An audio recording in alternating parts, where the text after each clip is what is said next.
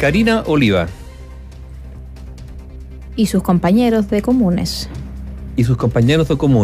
Compañero, y no solo eso, porque en un momento el presidente de comunes también fue su pareja. ¿Eh? Nuevamente una pareja frente amplista inmersa en... Bueno, ellos fueron los primeros, antes del caso de Daniel Andrade y Catalina Pérez, claro, con Democracia Viva. Formalizada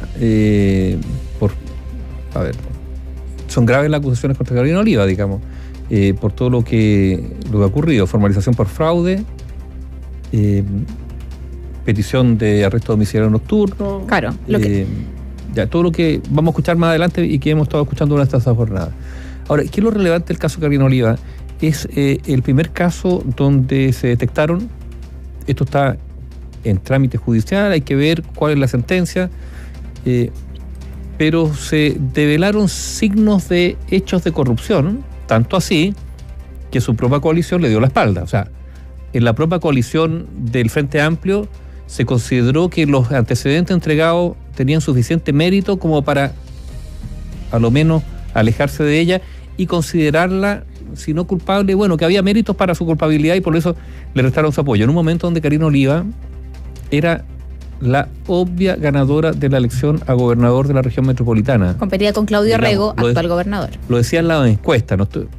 Digamos, y el golpe que significó la aparición de estas boletas, ¿se acuerdan ustedes? Por el desayuno y todas esas cosas, la hundieron. Pero la hundieron no solo ante la opinión pública, sino que ante su sector político, que generó una especie como de costra de hielo en su entorno. Fue un campo de fuerza que les dijo: de aquí ustedes salen y no vuelven a ingresar. Son 12 personas, una de ellas es Karina Oliva. Todas las otras personas eran colaboradores cercanos o militantes del Partido Comunes. Finalmente se les pide que salgan del partido. Son expulsados todos ellos y están siendo investigados por un supuesto fraude al CERVEL y al fisco por 300 millones de pesos. Es una cifra importante. ¿Y qué es lo que se dice?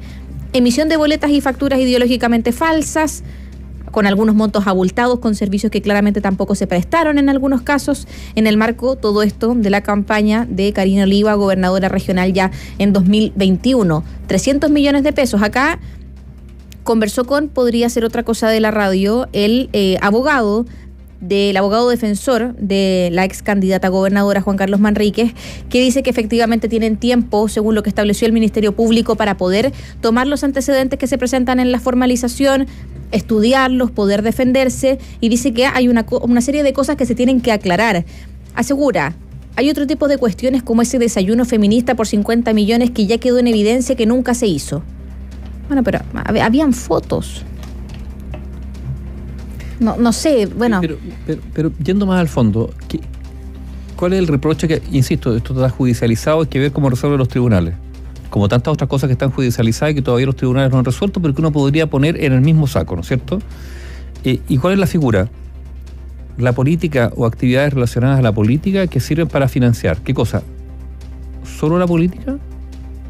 ¿Gente que se dedica a la política? ¿Una especie como de pyme familiar de los candidatos? Porque pienso inmediatamente en el caso de Vitacura, Torrealba, política, sí, municipio, pero que terminaba en su bolsillo. Esa es la acusación. Hay que ver qué dicen los tribunales. Katy Barriga, está hablando alguien de Renovación Nacional o de la UDI, ¿no es cierto? Katy Barriga, ¿cuál es el reproche de Katy Barriga? Lo mismo, ¿no? Uso de dineros públicos que finalmente sirven para su campaña permanente.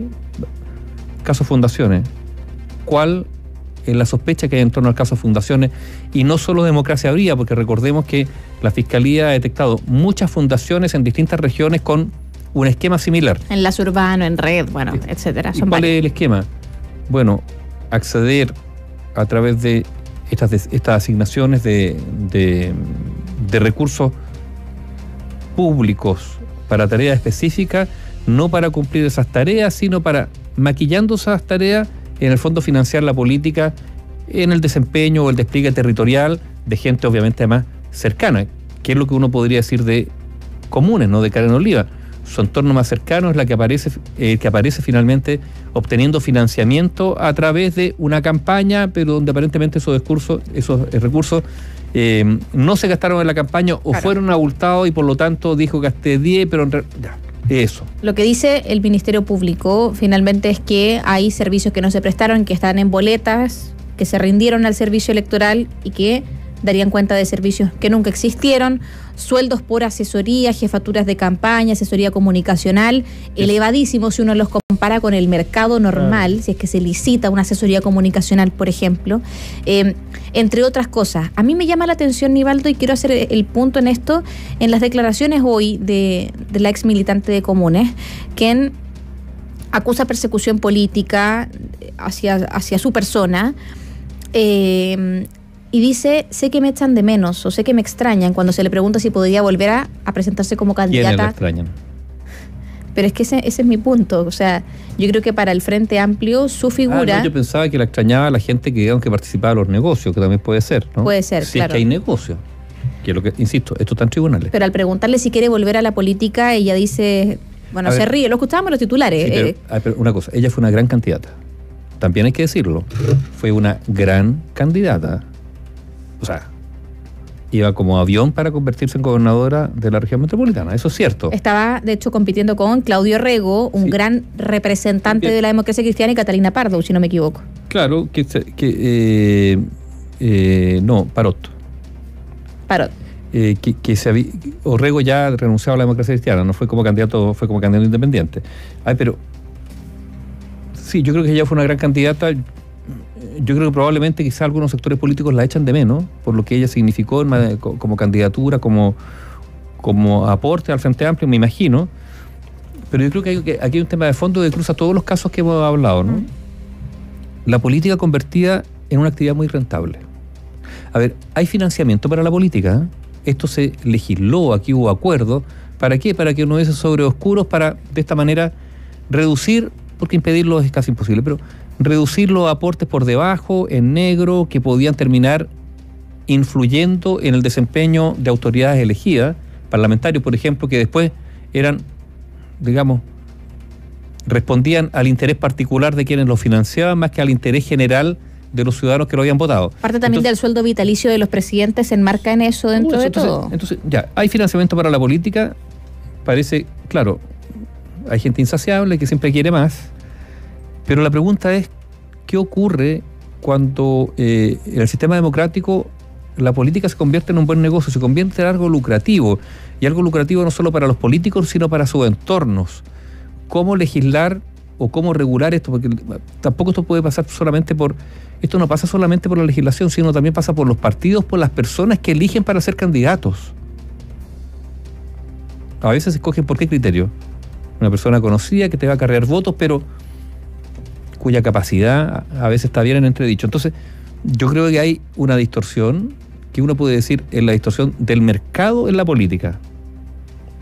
Defendiendo yo el mercado, digamos, como mecanismo de asignación de recursos, sí, con limitaciones, por suerte, pero en la política como que no hay muchas limitaciones, o que ha habido muy poca capacidad de limitar. Entonces, la política se ha convertido en algo muy lucrativo. Yo voy a decir esto que yo sé que a muchos les molesta, políticos, digamos. Hay un porcentaje de políticos significativo que no ganarían lo que ganan si se dedicaran a su oficio, a su profesión. Entonces, está bien que la política sea rentable para quienes se dedican a ella, por cierto, pero ¿no estará distorsionado esto? Ahora, por otro lado, uno encuentra mucha gente que renuncia a la política justamente porque considera que se gana poco, y otros que aspirarían a estar en la política porque saben que ahí ganarían más de lo que ganan.